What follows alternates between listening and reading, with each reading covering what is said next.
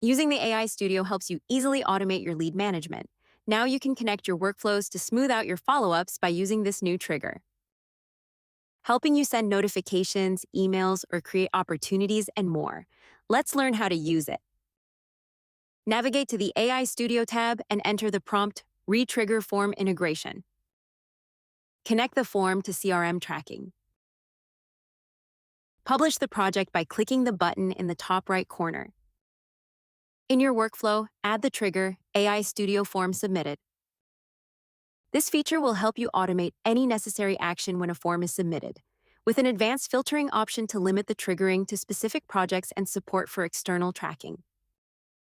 Existing forms will continue to work with the external tracking form trigger.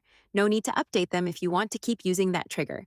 So, re-triggering the form integration will allow you to use the new AI Studio Form Submitted trigger for easier management. We hope you enjoy it.